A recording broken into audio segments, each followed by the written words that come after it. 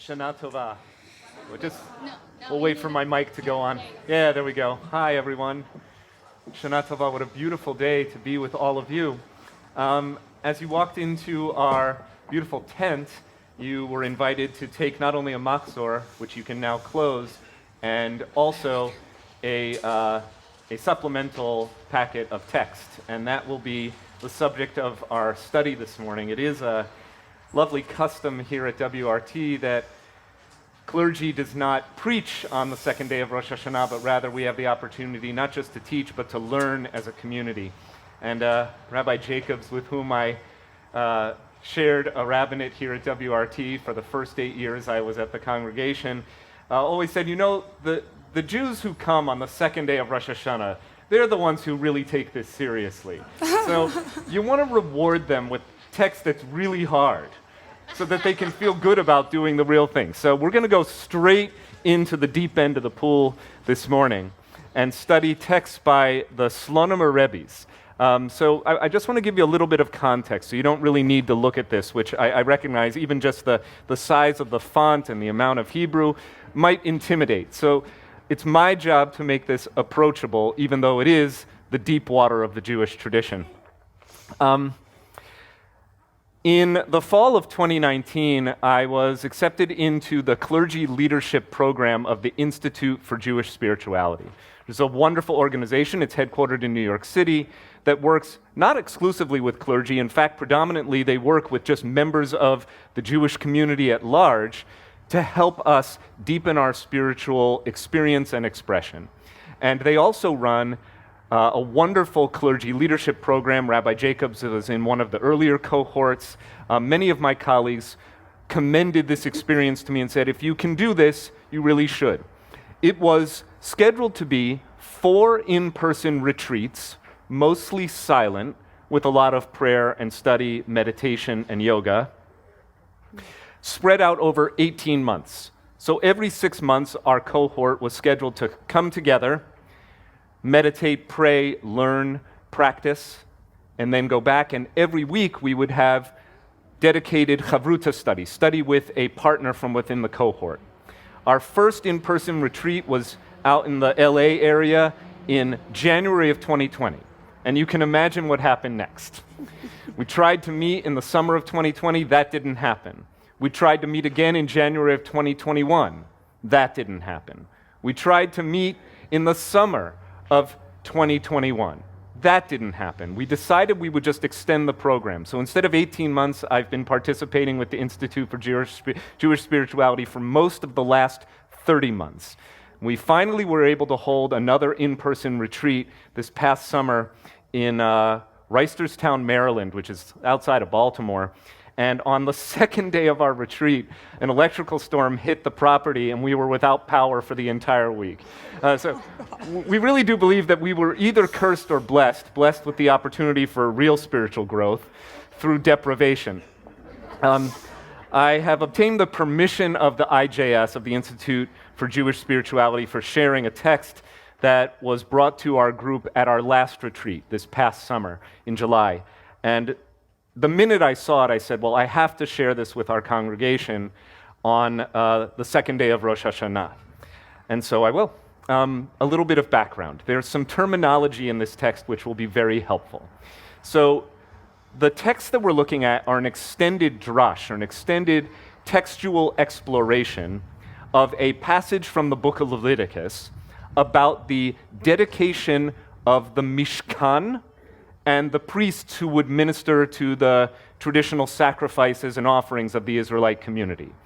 The Mishkan is the biblical tabernacle or tent that the Israelites would erect and dismantle as they made their way on their wilderness journey of 40 years from bondage to the promised land.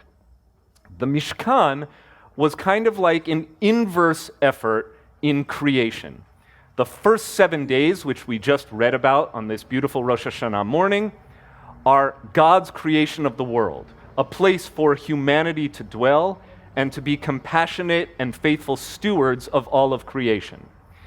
The Israelites complete an inverse project toward the end of the book of Leviticus, end of Exodus, and right into the beginning of Leviticus. And that is to build a creation, a home for God.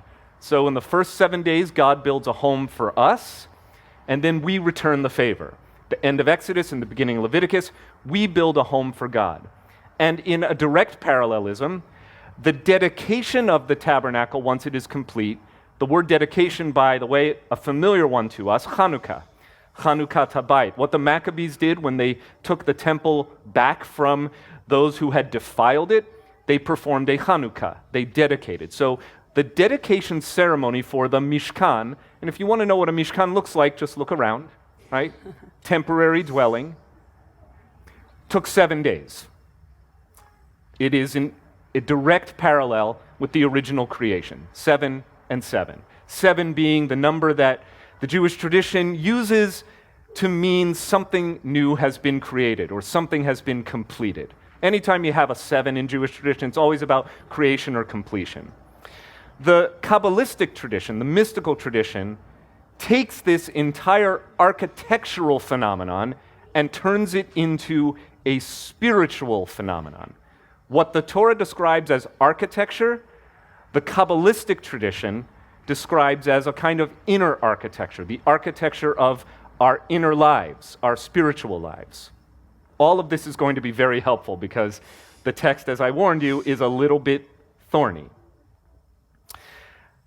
Hasidic Judaism is a direct offshoot of medieval Kabbalism, of medieval mysticism. Mysticism is simply that strain of religious thought and practice that is all about wanting to experience God directly, right? Not just through abstract study, not through following rituals and laws, not just through prayer where we talk to or about God, but actually inviting God into our lives, into our souls, into our inner worlds, so that we can be transformed through the experience. If you want to know what mysticism is all about, listen to My Sweet Lord, the lead-off track of All Things Must Pass by George Harrison, his first great solo album, 1970, after the Beatles broke up. Harrison had all of these amazing songs stored up. I really want to know you, I really want to see you, I really want to feel you, my Lord. George Harrison, not coincidentally, often referred to as the mystic of the Beatles. May his memory be for a blessing. That's mysticism. And Hasidic Judaism, this 18th century phenomenon from Central Europe, is a tradition that aims to reclaim mysticism for the Jewish populace, not to make mysticism something so arcane, esoteric, that it is only applicable to the elite, to the most learned or the most spiritually elevated, but actually for the common person. That anyone, even somebody unlearned in Torah or Hebrew or prayer or ritual, can access the divine. That's why the Institute for Jewish Spirituality puts Hasidic text at the center of its study curriculum. That's all background. One last thing. Many Jewish stories begin with the word vayehi, which means, and then. It's not a very exciting verb. It's simply a conjugation of the verb lihiot, to be. Vayehi is biblical for and then, but we can think of it as the Bible's version, the Torah's version of once upon a time. The story that was chanted so beautifully yesterday by Cantor Kleinman of the binding of Isaac is a Vayehi story. Vayehi achar hadvarim ha'ela. And then, after all these things, God put Abraham to the test. That's actually the traditional reading for the second day of Rosh Hashanah. We do it on the first day because our community is one of the many Reformed Jewish communities that connects in a kind of elemental way to that story. So it's a once upon a time story. And the rabbis have this Talmudic debate. It pops up in Midrash, it pops up in the Babylonian Talmud, Tractate Megillah, page 10, about when you see this once upon a time formula at the beginning of a story, does that mean it's going to be a happy story or a sad story? And the rabbis debate about this. It never gets resolved. There's equal opinion on both sides. You see Vayehi, it means it's going to be a really happy story. Other rabbis say, no, it's going to be a sad story. That's all just part of the introduction to today's text, and I don't want us to get lost in the weeds. So let's go to our text now as we say a bracha, a blessing for the study of those texts in which we immerse ourselves and emerge transformed. Baruch atah Adonai Eloheinu melech haolam, asher kidshanu b'mitzvotav v'tzivanu la'asok b'divrei Torah. So I'm going to do the reading here, and you are welcome to chime in with questions, thoughts, what have you. So what we're reading first is from the Nitivot Shalom. Many rabbis, not only Hasidic rabbis, tend to be known in Judaism by the name of their most famous book, right? So if you write something really prominent, noteworthy, filled with Torah learning for the Jewish community, that ends up becoming your name. So the Nitivot Shalom, his real name was Shalom Noach Berezovsky, and he happens to be the Slonim Rebbe. He grows up to become the direct heir to the Hasidic dynasty of Slonim, which is in modern-day Belarus, which happens to be where my ancestors come from. Part of the Pale of Settlement, where Jews, they weren't Russian in the sense, Russian may have been one of their many languages, but they were Yiddish-speaking Jews who lived under the grip of the Tsar in what is today Belarus. He, like his great-great-uncle, the first Slonim Rebbe, in whose name most of what we're learning today will be taught, is a prominent rabbi of a Hasidic dynasty. So, more regarding the erection of the Mishkan on the 8th day. The Torah portion that he is exploring is called Shmini. Shmini means the 8th, from the Hebrew number Shmoneh. Most of us are familiar with numbers up to and including Shiva, or Sheva, which is 7, just like sitting Shiva for 7 days, or a week is a Shavua. And I've just told you that the dedication of the Mishkan, this tent, is a 7-day ritual. But the Torah portion begins right after the tent is completed and dedicated with a Shmini. Now something else happens on the 8th day. It was on the 8th day that the big public ordination ceremony for all of the Levitical priests was held, and sacrifices were offered. And it was a big hoopla in the community. And it took place on the 8th. So what the rabbi wants to ask is, hey, what's the deal with the 8th day? Judaism says 7 means we're done. 1, 2, 3, 4, 5, 6, 7, new creation, end of story. Why do we even have a parsha named Shmini on the 8th? Something else, by the way, happens very significant in Jewish tradition on the 8th day, and that, of course, is Brit Milah, right? A child comes into the world. If it's a male child, we welcome that child, but we wait until day 8 to say, now you're a part of the covenant. So there are parallels here to the 8th day. Why is there a dedication of the Mishkan, the tabernacle, the tent, on day 8 if it's already been done over the first 7 days? Consider the question first posed by the sages. The opening word of our portion is Vayahi, and so it came to pass, once upon a time. This signifies an instance of sadness, according to Midrash Genesis Rabbah. Yet wouldn't we have thought that that day should have been one of gladness before the Blessed Holy One, similar to the joy of the day on which the heavens and earth were created, because they understand that these two things are parallel? What is the place of sadness on this day of exceeding joy? And consider further in light of the question, to what does this verse refer? The whole community drew near and stood before Adonai.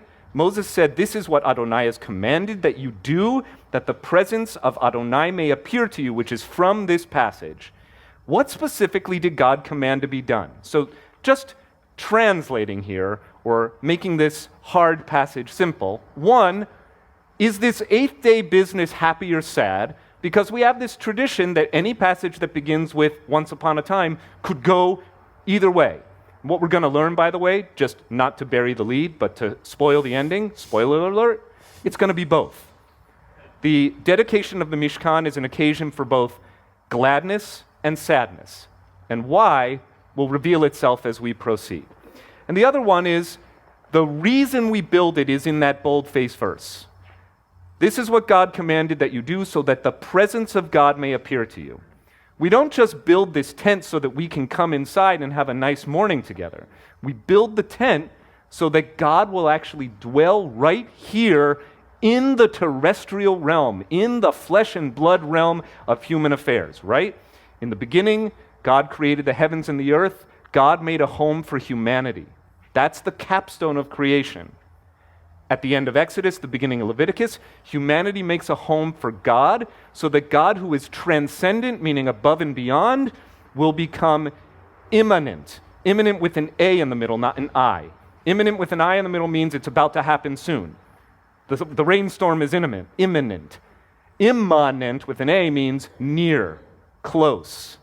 That's the idea. We want to make God, who is above and beyond, close, near, and accessible, which, as I've told you, is the entire project of Hasidic Judaism. So this is a really important Hasidic text. Let's read on. The explanation that this Slonomer Rebbe, the younger Slonomer Rebbe, gives comes from his great-great-uncle, from the teaching of the author of Yesod HaAvodah, Rabbi Avraham Weinberg of Slonim, cited in Torat Avot, another important work. The 8th day signifies Teshuvah. Now, Teshuvah, in case you just need a refresher, is the spiritual process of change, growth, that we often translate inadequately with the word repentance. It's the thing that we all have to do between now and Yom Kippur. The Jewish tradition even gives us a grace period well beyond Yom Kippur, but this is the work of the 10 days, which is why this is such a good second-day Rosh Hashanah text, because you're going to take this home and meditate on it and realize that it has a lot to say about where we are in Jewish time and where you might be in your life's timeline as well. The 8th day signifies Teshuvah, this process of personal transformation, which is beyond the 7 lower midot. Okay, we're back into Hasidic esoterica again. For the mystical rabbis, including the Hasidic rabbis, God, remember, is so above and beyond, so transcendent, that it is very hard for us even to fathom the magnitude of the Holy Blessed One. Right? God is way beyond human comprehension. So the Kabbalists and their descendants, the Hasidic rabbis, said, here's what we should think about. You may not be able ever to understand or comprehend God in all of God's infinite totality, but we get glimpses right here on earth, and we can visualize those glimpses as a chart or a tree. Some of you have seen this if you study Kabbalah. The emanations of God are visualized as a tree of 10 midot, or attributes of the divine, some of which are more accessible than others. The most accessible being Shekhinah, the indwelling presence of God that actually comes down and partakes in human affairs and even occupies a little bit of place within ourselves. But there are other attributes too. There is glory and majesty. There is perseverance and holding back. All of these qualities of God are actually things that we can relate to. If we need strength to endure a very difficult life experience, there is the quality of netzach, or endurance, that the rabbis attribute to the divine. So we get glimpses of how God functions in the universe through God's attributes. And the higher up you go on the tree, the more, I would say, ethereal God becomes, the more hard to grasp God becomes. So the 8th, 9th, and 10th levels of this chain of 10 attributes are very remote indeed. And if you're counting up from the bottom, you hit 1, 2, 3, 4, 5, 6, 7, which are considered the most earthly of God's attributes, and then beyond that is really beyond. There is an attribute known as binah, which means awareness or understanding. Think of it as, I sort of just had a moment. I might have been out in the woods, and the sunlight was peeking through the treetops, and I suddenly became aware of something greater than myself. Maybe you've had a moment like that. That might give you just a little bit of inkling into binah, an awareness that there's something out there that gives my life more meaning than just my flesh and blood existence. That's what they're talking about. And they also say this quality is associated with teshuvah, the human ability to change, transform, and improve. All right, that's what's being claimed in this paragraph. Most of the rest, by the way, is going to be easy. We've done all the hard stuff. We're picking up in the middle of the paragraph at the bottom of the first page. Thus, we can say that it is with regard to teshuvah that Scripture reports on the 8th day Moses called Aaron and his sons and the elders of Israel, and the whole community drew near and stood before Adonai. Moses said, "This is what Adonai has commanded that you do, so that the presence of Adonai may appear to you." So they're going to say the 8th of God's attributes corresponds to the 8th day, which is after the Mishkan is already finished. That's when we dedicate it, and this has something to do with the spiritual work of teshuvah, of self-transformation, personal growth, and improvement. In other words, that which you accomplished during the 7 days of dedicating the Mishkan, you are to continue doing it into the future. In other words, you thought you were done building this thing. You are not done building this thing. Hint, you will never be done building this thing. This is getting a little bit deep here. Let's read on. That is, on each of the 7 days they would erect the Mishkan and then dismantle it. And there is even one, meaning one rabbinic opinion, who holds the view that they did this 3 times a day. They built the thing. I'm sorry, Tim. Tim is shaking his head, our facilities director. Right? He's like, please don't make us do that. This thing is a labor to put the Mishkan up here at WRT. Don't make us take it down and put it up and take it down and put it up and take it down and put it up every single day and then start all over again. That would be a tircha, right? A tircha meaning something that is burdensome on our facilities staff. Don't worry, we won't make you actually do that. It's a metaphor. Building up and tearing down. You ever hear the expression, if it ain't broke? Don't fix it. No, if it ain't broke, break it. All right, this is the logic of the Mishkan. It ain't broke, it's built, but the very first thing you do after you build it is you tear it down, and then you build it up again. Because the Israelites were moving, right? They had a destination. They started out as slaves, but they got to get to the promised land. And that's not just geographical, it's spiritual too. They're heading on a spiritual journey through Teshuvah. So, along the way, they've got to do what they do with the Mishkan. In order to move forward, they got to tear it down and build it back up, turn the page. Okay. I promise it gets easy now. This is all related to spiritual practice or avodah, and this signifies the path of Teshuvah. We put so much energy into building our own inner Mishkan in order to merit the Shekhinah dwelling in us. Remember, the whole point is so that God's presence can be made known and felt and real and not just out there. That's mystical practice. That's, I really want to know you, I really want to see you, I really want to feel you, my Lord. But then after all this effort, all this work we do on our spiritual inner selves, the inner architecture of our spiritual lives, then we make a mistake and the whole thing comes apart. When that happens, our job is to turn around, take heart, and set out to rebuild our spiritual home. This is the thesis of the whole passage. If you remember nothing else from today, if you take this home and the rest becomes gobbledygook because tricky text, highlight these lines in your mind. Then we build our spiritual lives, and then we make a mistake, and the whole thing comes apart. I promised that I wasn't going to lash out at my family and lose my patience, and then 3 months from now, or 3 weeks from now, or 3 minutes from now, something someone says or does or forgets to say or do gets on our nerves, and we break the promise we made on Rosh Hashanah. And some of us, this is why, by the way, gym memberships go way up on New Year's, but most of them drop off well before a year is out. Because people say, I made a commitment, I was going to go to the gym 3 times a week, I started going, then by April, I was only going once every 3 weeks. What's the point? Throw in the towel. This text says no. As soon as you recognize that you've strayed from the path, from the work you were doing, you go back, you take your fallen Mishkan, and you start building it again. We'll read on. Even if it comes apart again, we must build it once again. This is what Adonai has commanded you to do, to attain the 8th day, the day after it's built, the quality of teshuvah, of building and rebuilding. We must do as God has commanded on the 7 days of dedication. Whenever we fall, and our spiritual world collapses around us, which is like the dismantling of the Mishkan, we must raise it up anew. Even if we have done teshuvah over and over, changing and failing, we must not allow our spirits to fall and become despondent. Rather, we must take heart and set out to build ourselves once again.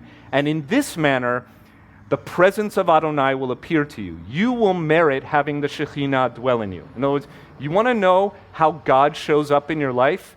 God shows up through the work of personal transformation, through the acceptance that we are going to fail, we are going to make mistakes, and God shows up when we refuse to let that be a barrier to continued spiritual growth. Reading on. This point is made even more strongly by the one who holds that they erected and dismantled the Mishkan 3 times a day. Sorry, Tim. If this was true even on Shabbat, that they're building and dismantling, which is really crazy, because Shabbat you're not supposed to build or tear down anything, which accords with the view of the Hatam Sofer, another prominent rabbi who says, yeah, no, they really did this thing even on Shabbat. It means it was done 21 times throughout the week, 7 times 3. And this is equal to the divine name Ehyeh.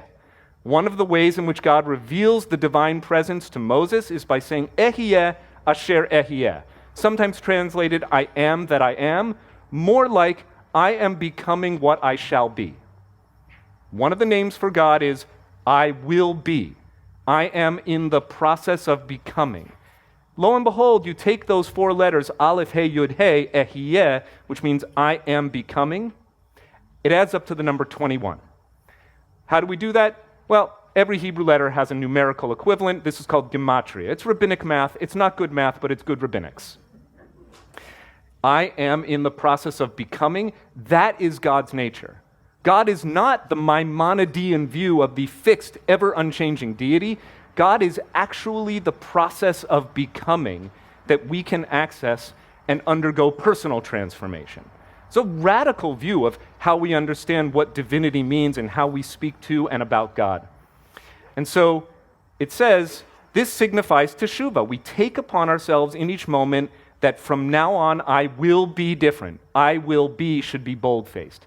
I will be is how we understand God. God is the I will be of human life. In Reconstructionist Judaism, in their platform that they wrote, they say God is a power, capital P, or process, capital P, that makes for human salvation. In other words, we're not looking to God as an old man in the sky. We are looking to access the divine power that humans uniquely have to change. We are not who we were born to be. By the way, your cells roll over and completely change every 7 years. So think back of where you were in 2015. You are literally an entirely different person. Even without the spiritual work that you might wish to have accompany that transformation, you are not the same person. By the way, 7 years, right? You're completely new every 7 years. Let's finish the text. With thanks to you for your patience and interest. All right. And that is why this chapter begins with a term for sadness. Remember I told you once upon a time could be a happy or a sad story. So why something that could even potentially be sad?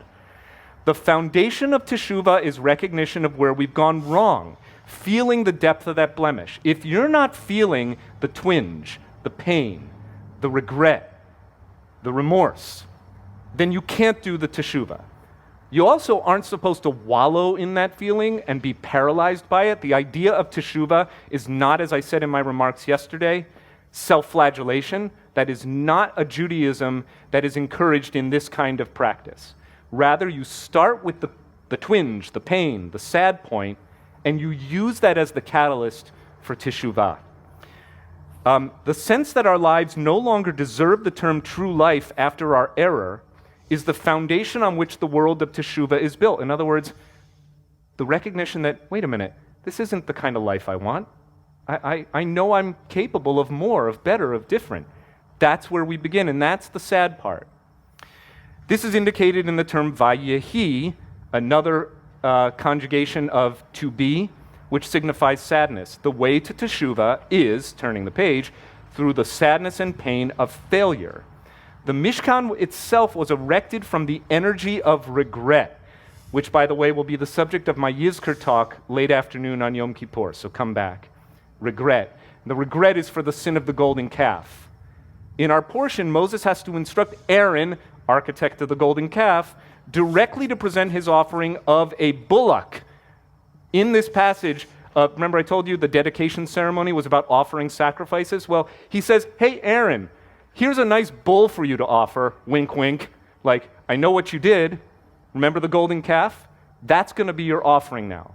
What you did as a transgression will be transformed into an offering of dedication to God. There's a path for teshuvah, even for Aaron and those who sinned with the golden calf. The Midrash imagines Aaron hesitating, abashed. I don't want to do this. I don't want to be associated with a bull offering. I don't like these anymore. I got in trouble big time for the last time I was seen with a bull. It was for this very reason, Moses says, that you were chosen to be high priest. We're going to get to that. On this, Rabbi Chaim Vital glosses, you were chosen because you are able to recognize your mistake and feel regret. In other words, the priest is not above the people. The priest is not a superhuman. The priest is a extra-human human.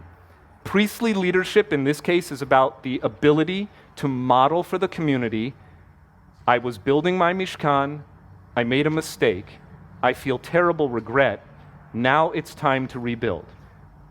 If that can be true of the leader of the religious community, how much the more so for all of us.